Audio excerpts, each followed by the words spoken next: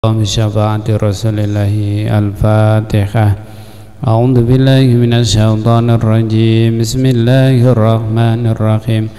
الحمد لله رب العالمين الرحمن الرحيم مالك يوم الدين.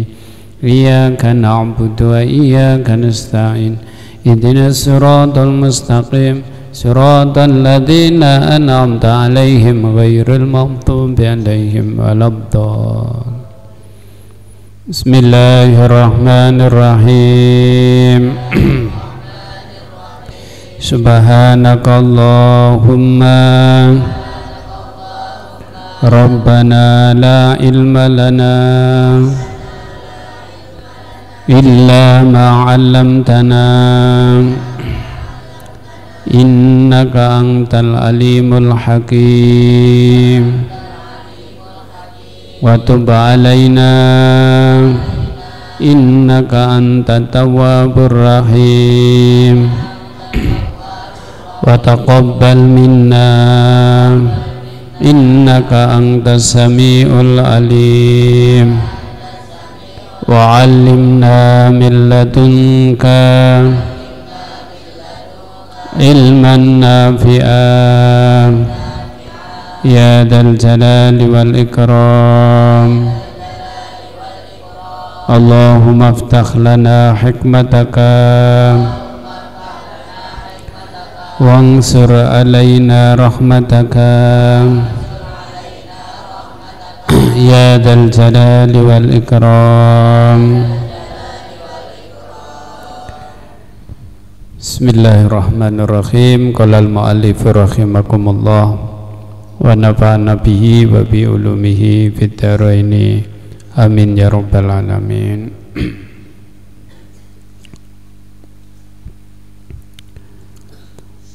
Wa ta'kulu lan mangan sira al harama ing haram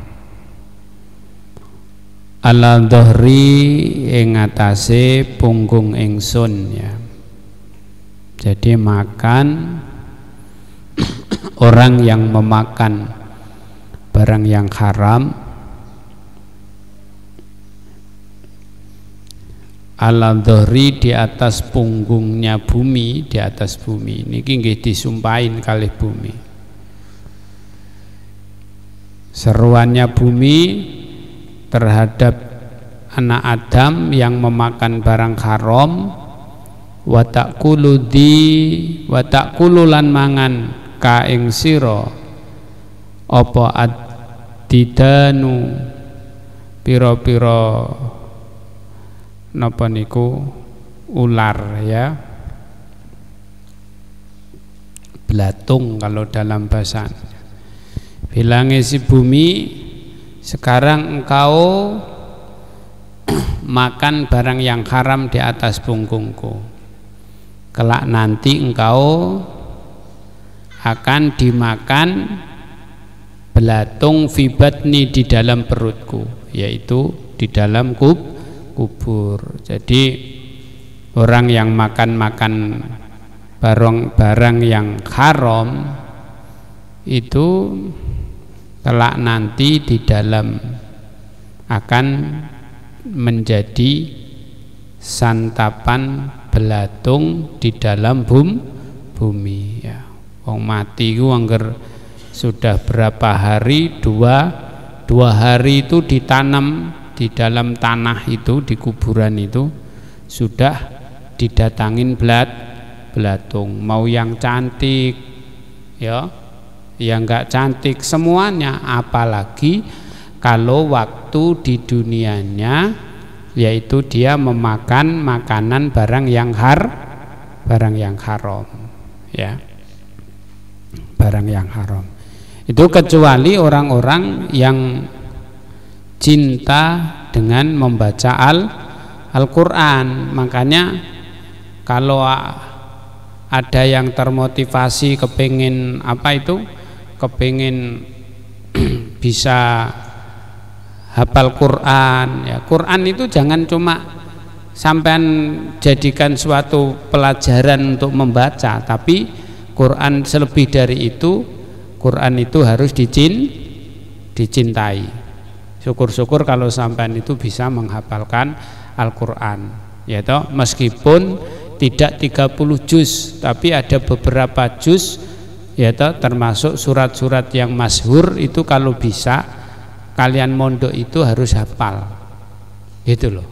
Surat-surat yang masyhur. Jadi diam-diam di kamar, di gazebo, di mana, di luar jam belajar formal itu coba sampean hafalkan, termasuk kayak juz amma itu kalian hafalkan. Nah, insya Allah kalau orang itu hafal Quran dan banyak hafalannya, itu nanti matinya itu di dalam alam kuburnya itu, ya, mati syahid itu utuh. Jadi enggak dimakan belatung. Kepengen enggak begitu? Ya, terus sampean begini bertanya, terus manfaatnya apa? Orang sudah mati kok mikir mau dimakan belatung atau enggak? Oh, ya, mati itu pandangan sesaat oleh manusia. Setelah sampean ditinggalkan penziarah atau pentakziah yang mengantarkan kalian di alam kubur, kalian itu dikembalikan hidup, disadarkan setelah megang kanan, kiri, atas, bawah, biasanya itu memegang keramik, dinding, tapi dindingnya saat itu dinding dari tanah, tanpa terkecuali mau orang kaya, mau orang miskin, yang biasanya waktu hidup di dunianya itu pakai guling yang mewah, bantal yang mewah, pada saat terbujur kaku di dalam tanah itu sama bantalnya, yaitu apa? Segumpal tanah. Ada tanah yang dimbel-mbel segini, nah itu ya, itu dibantalkan gitu ya. Ini loh ya. Tapi kalau orang itu hafal Al-Quran, ya, hafal Al-Quran itu tetap utuh, nak. Sampai kapan, Yai? Sepanjang masa, sampai nanti datangnya hari kiamat. Jadi jangan kau pikir Quran itu hanya apa ya, jadikan bacaan, jangan ya. Pokoknya sampean ini harus termotivasi dengan keterangan pada sore hari ini. Kalian di pondok itu jangan terlalu banyak waktu itu dibuang-buang, tapi bikin aja baca Al-Quran. Nah, yang sudah ada hafalan-hafalan juz amma atau surat-surat yang masyhur itu dilanyahkan, bolak-balik itu. Insya Allah nanti kalian matinya tidak akan dimakan ulat. Tapi kalau perutnya diisi dengan barang yang haram, itu tadi baru 2 hari, 1 hari, sehari semalam, ya, sehari semalam itu bunga yang ditaburkan di atas kuburan itu belum kering, itu mayat yang ada di dalamnya itu sudah dirubung belatung ini. Tapi kalau kalian punya ilmu yang bermanfaat, punya hafalan Al-Quran yang banyak, ya dah, itu insya Allah itu dijaga oleh Allah, ya dah. Jangan dikira wah sudah mati mau dimakan apapun tidak tahu. Ya, kalau berpikir seperti itu ngapain kalau orang meninggal harus dikubur, harus dikafani, harus disolati. Kalau dianggap orang mati itu tidak jauh seperti kayak sapi, kambing, ayam umpama, ya, ngapain harus disolatkan? Nah, itulah manusia. Makanya yang namanya manusia itu adalah makhluknya Allah yang paling sempurna. Ya. Terus apa yang membuat manusia itu dikatakan makhluknya Allah yang paling sempurna? Yaitu punya akal. Ini loh, punya akal. Lah akal ini pemberian Allah yang patut, yang harus kita syukuri. Arti mensyukuri ya digunakan. Sekolah berarti harus belajar, akal pikirnya digunakan ya untuk membedakan antara yang baik dan yang tidak baik. Itu akal itu harus dimainkan ya.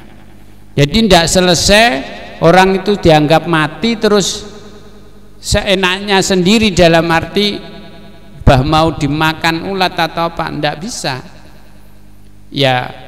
Di dunia ini sekarang inilah kesempatan yang diberikan Allah kepada kita semua umat manusia untuk supaya tidak nanti matinya itu utuh ya. Bio kepengin enggak? Hah? Ya. Utuh nak. Kayak jasadnya Sayyidina Abu Bakar, jasadnya Sayyidina Umar, kayak jasadnya Kanjeng Nabi itu sudah ya, kita ndak sak lagi, ndak ragu lagi, masih utuh ya, masih utuh. Bahkan saya pernah ketemu salah satu guru saya ya, Mbah Abraham Naja, itu putranya guru saya.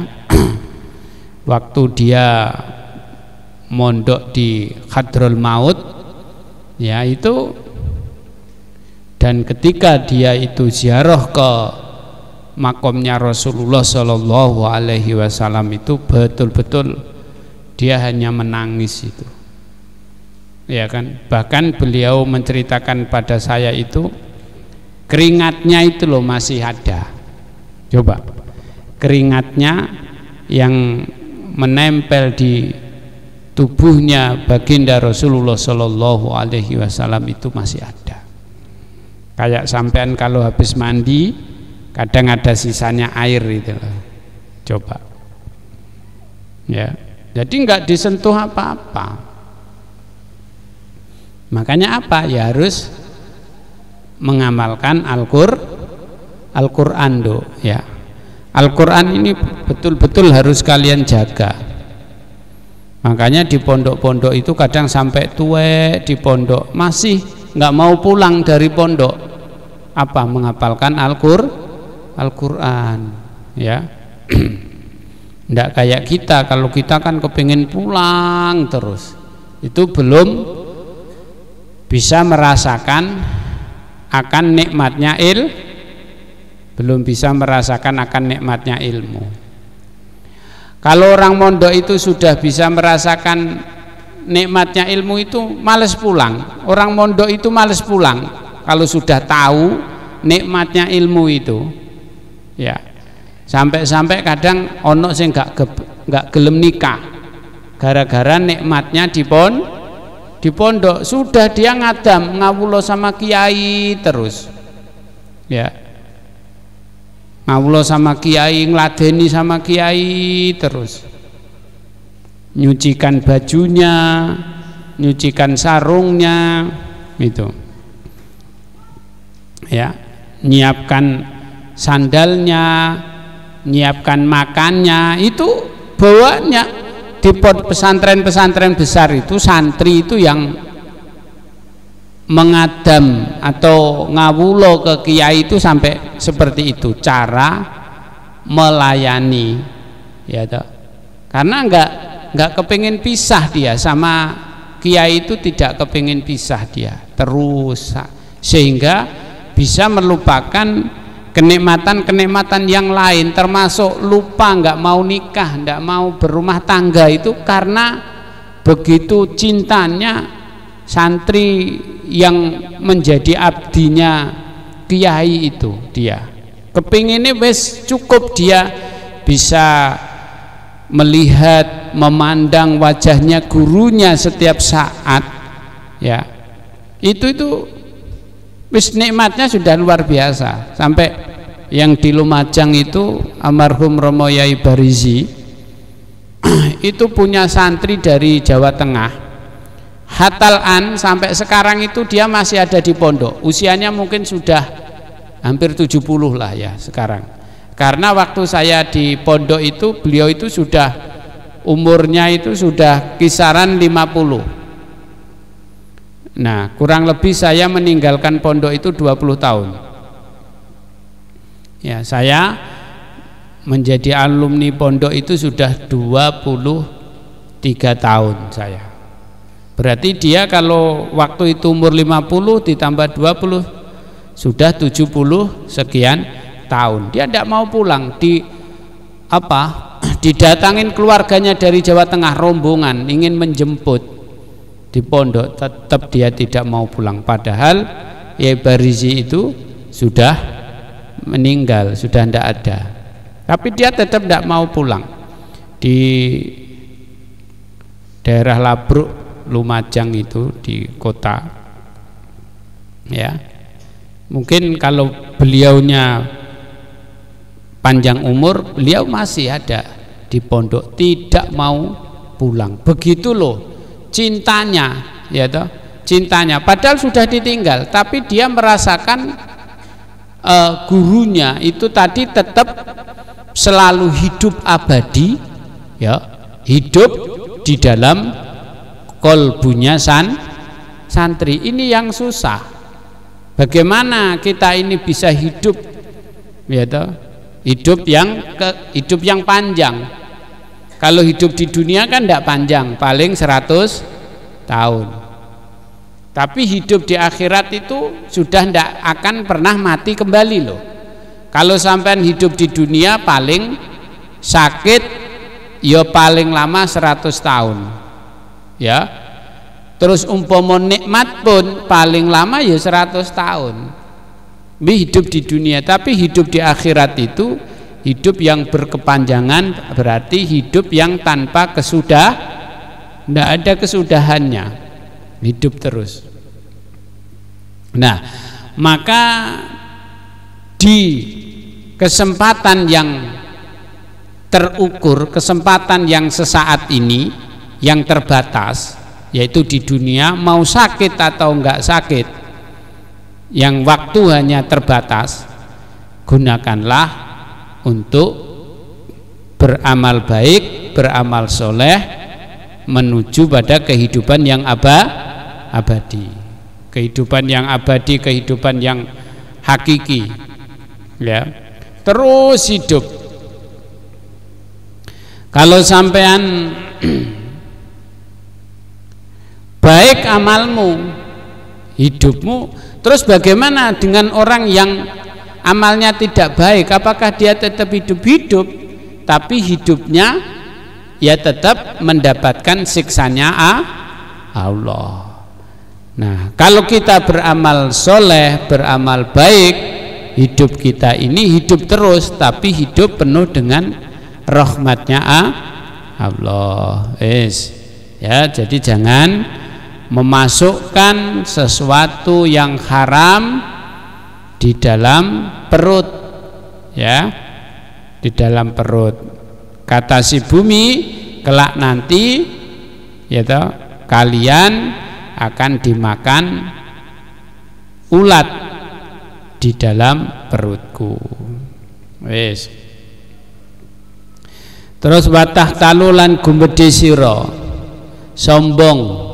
Awas ya, di muka bumi ini jangan sombong, jangan sombong ya. Fatah talu lan sombong siro ay tatakabbaru, tegese gumedhe utawa sombong, wa tu'jibu ya, wa tujibulan ujub sira binafsika kelawan awak dirimu sendiri, marohan krono gumedhe ala dhuhri ing atase punggung ingsun. Ingsun yang dimaksud adalah bumi. Ya, disumpahi sampean karo bumi. Kalau sampean sombong di muka di atas punggungnya bumi, apa ancamannya? Aitasiru tegese dadi sira dalilan niku wong kang ino. Nah, watadilu lan dadi ino sira. Kalau sekarang kalian sombong, kelak nanti kalian akan menjadi orang hina fi batni ing dalam perut ingsun. Ya, jadi orang hina. Jangan gumedhe, jangan sombong, jangan sok pinter, jangan sok kaya, jangan sok-sokan.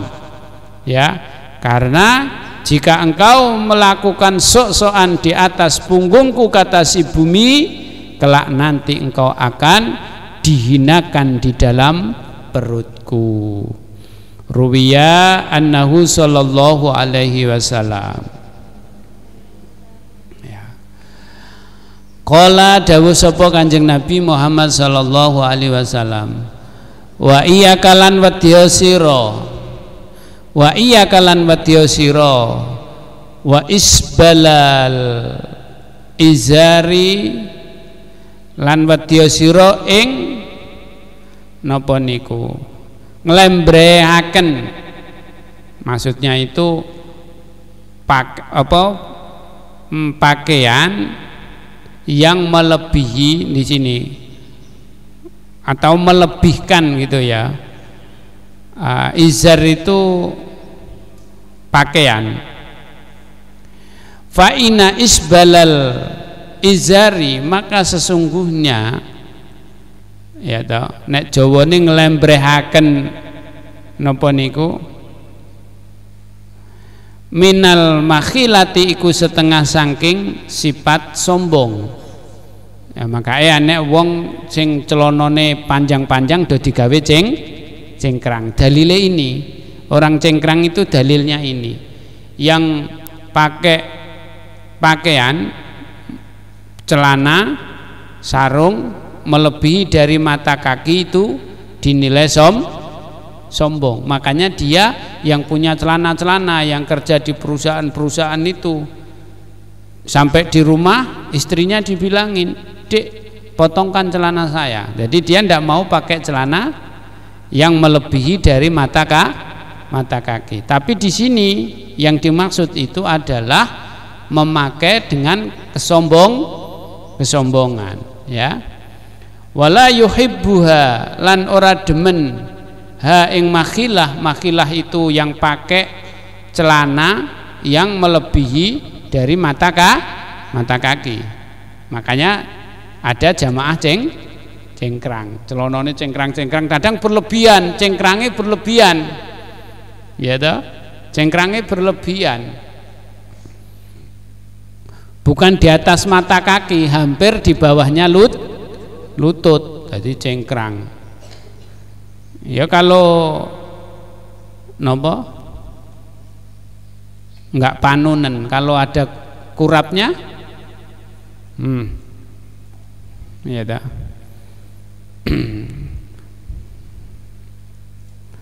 Wa ini mruun lan lamun misui, ya dah sapa wong suwiji, sapa wong suwiji satamaka tegese misui sapa satama tegese misui sapa wong ka ing sira wa ayyarakalan napa niku nyela-nyela sapa wong ka ing sira bi amrin kelawan perkara huwa kang utawi perkara fika iku ing dalem sira. Fala tu'ayyirhu mongko aja nyela-nyela sira hu ing mruun bi amrin kelawan perkara wa utawi amrun fihi iku tetep ing dalem amr wada lan ninggalo sira hu ing amr yakunu mongko ana sapa sira wabalu lan napa niku kerusakan apa wabalu lan kerusakane amr ya to alaihi ku tetep ing atase amr wa ajruhu lan utawi ganjarane amr lakaiku manfaati ka ing sira utawa kamarang sira wala tusabanna lan aja misuh-misuh temen sira ahadan ing wong suwiji rawahu Ibnu Hibban. Terus maneh wa tamsilan berjalan sira masruron khale bunga ya masruron khale bunga bersenang-senang berarti ya berjalan di atas ala dhuhri ngatasé punggung ingsun wa taqalan tumiba sira ae tangzilu tegese manggon sira hazinan kale wong kang susah fibatni ing dalem weteng ingsun kowe nek bungah-bungah ya to bungah-bungah ning bumi iki kok seneng-seneng besok kalian akan sengsara, akan khazinan, akan sedih fi batni di dalam kuburan wa tamsilan lumakwa sira finuri ing dalem padange finuri samsi kamu di dunia bisa berjalan mendapatkan cahayanya matahari wal qamari dan cahayanya rembulan wasiraji dan cahayanya dan lentera ala dhuhri ing atase punggung ingsun ancaman iku sampai ngono iku wa taqaulan tumiba sira aitasiru tegese dadi sira fi dzulumati ing dalam pira-pira peteng wis nek ngono kowe besok fi batni saiki terserah sampean ya toh berjalan penuh dengan cahayanya matahari ada cahayanya rembulan ya toh ada cahaya-cahaya yang lain namun ingat kelak kalian akan ya toh menjadi gelap gulita di dalam perut dalam bumi yaitu mati gak ono ya apa kalau orang kaya nanti kalau mati dikasih lampu gitu maksudnya kuburannya apakah dia masih merasa terterangi? Tidak gitu. Yang merasa terterangi kalau kuburannya itu didatangin santri, didatangi anak-anaknya. Kemudian di situ anak-anaknya membaca Al-Qur'an. Allahumma nawwir qulubana bil Qur'an wa zayyin akhlaqana bil Qur'an wa dakhina fil jannati bil Qur'an wa najjina minan nari bil Qur'an. Allahumma ja'al Qur'ana lana fid dunya qarinan wa fil qabri muniron. Loh. Ya toh, di dalam kubur Al-Quran itu yang akan menerangimu ya menerangimu di dalam kubur itu Quran ya. Sudah ndak ada cahayanya matahari cahayanya rembulan itu sudah ndak ada PLN wis gak gelem masang ya toh. Kalau orang kaya umpama orang bosnya PLN bagaimana? Tetap tidak bisa. Biar dikasih beribu-ribu watt, dia tidak merasa terterangi dengan cahaya-cahaya dunia. Hanya itu. Kelak, ya toh, dulu waktu dia di dunianya bagaimana? Apakah cinta kepada Al-Quran? Apakah cinta kepada sholawat? Nah, kalau di dunianya tidak didapat cinta Quran, cinta sholawat, cinta amal soleh, ya, maka di dalam kuburnya betul-betul mengalami suatu kegelapan yang luar biasa, ya, yang luar biasa. Dia tidak itu tadi, kecuali dia punya anak yang soleh, setiap hari Jumat dia mendatangin ke kuburannya, ya toh?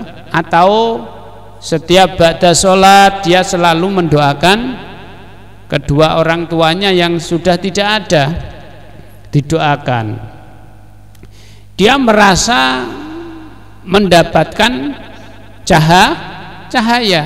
Orang tuamu itu yang di dalam alam kubur yang sampai doakan. Makanya setiap malam Jumat, ya, jangan tinggalkan namanya doa arwah, doakan arwah, ya, dibaca itu doa arwah biar nenek-nenekmu, kai-kaikmu dimanapun berada, mimma syarikil ardi ila magharibiha bariha wa bahriha, umpama, ya toh, dimanapun dia itu berada, di daratan, di lautan, umpama, ya, didoakan. Mereka yang mestinya itu dia sudah tidak bisa menikmati cahayanya matahari, cahayanya rembulan, cahaya-cahaya yang lain, tapi dia bisa mendapatkan kiriman cahaya-cahaya dari doa atau Al-Quran. Makanya dongane kan Allahumma taqabbal wa ausil sawaba ma qara'nahu minal Qur'anil azim, itu wa ausil, ya toh, sawabama. Jadi wa ausil itu minta disampaikan sawabama, yaitu pahalanya sawabama minal Qur'an, itu ma qara'nahu minal Qur'an, apa yang kita bacakan, ya, kita baca untuk mereka orang tua, dikirimi donga, ya. Jadi kalau malam, khususnya malam Jumat, ya, umumnya ya setiap ba'da sholat kalian doakan kedua orang tuamu, didoakan terus, meskipun orang tuamu sudah tidak ada, selalu dia di dalam kubur yang harusnya gelap tapi menjadi terang karena barokah Al-Quran. Makanya orang tua itu sangat-sangat bangga kalau dia mempunyai generasi atau punya anak yang soleh dan solehah. Itu kalau harta aja enggak, harta itu nanti tidak bisa membahagiakan orang tua. Yang bisa membahagiakan orang tua itu adalah anak yang soleh. Kalau harta itu menyiksa nanti, banyak warisannya dibikin rebutan tambah ndak karu-karuan. Tapi kalau anaknya itu soleh dan solehah, ya, dia tidak berpikir itu, tidak berpikir hartanya, enggak, artinya tetap dia biru waliden kepada kedua orang tua. Itu, ya, jadi hati-hati. Kemudian watamsilan melaku siro alal majami'i ngatasé pira-pira panggonan kumpul, ai ila mawadhi ijtima'in nas, kumpulane menungso ala dhuhri, wis, ya toh, kumpul karo teman-temane, nongkrong umpama, ya toh, iku watamsi alal majami', kesana kemari dia bawa teman, kumpul dengan orang-orang. Enak sing kumpul nang gone petang-petengan, gelap-gelapan, ya toh, ning dukure jembatan ala dhuhri, jembatan dibangun di atas bumi, berarti sama. Wa taqau lan tumibo sira aitasiru dadi sira, ya toh, dadi wahidan iku wong kang ijen kelak nanti kalian di dunia ini berkumpul, berteman, tapi nanti kalian di dalam ay mungfaridan fi batni, nanti kalian akan sendiri di dalam perutku, yaitu di dalam kubur itu sendiri-sendiri, tidak ada yang bertetangga, berteman lagi sambil minum kopi, sudah tidak ada. Ayo jagong-jagong sini, tidak ada, ya. ayo ngerokok-ngerokokan dulu, ndak ada. Di dalam alam kubur itu nafsi-nafsi, sendiri-sendiri.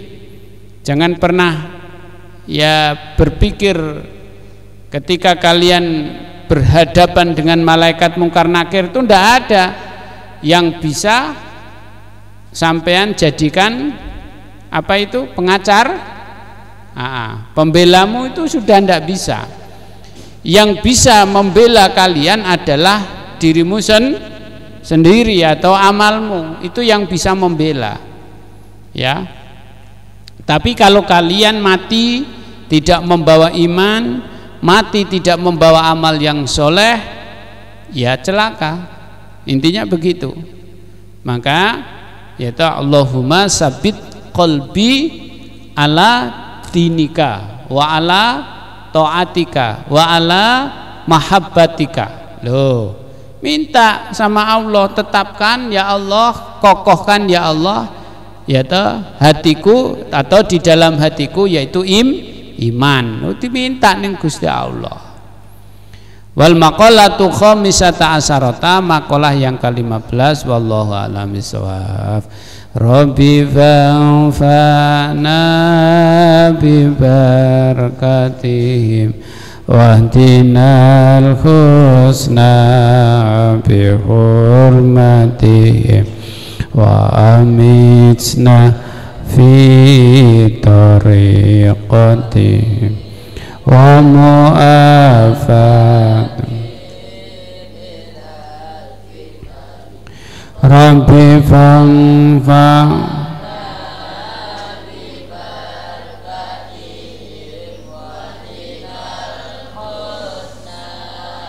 bi hurmatihim wa amin fi tariqatihim afatim.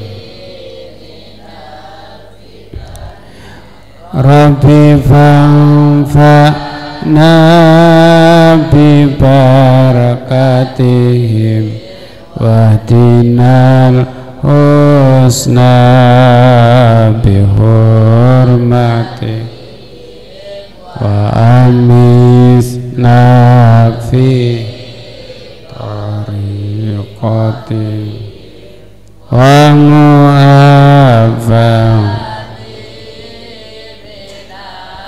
fita.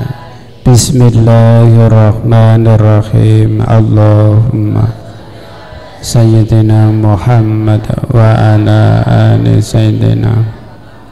Allahumma inni astaudiuka ma 'allamtani fardutuhu ilai hajati walatun ya Rabb.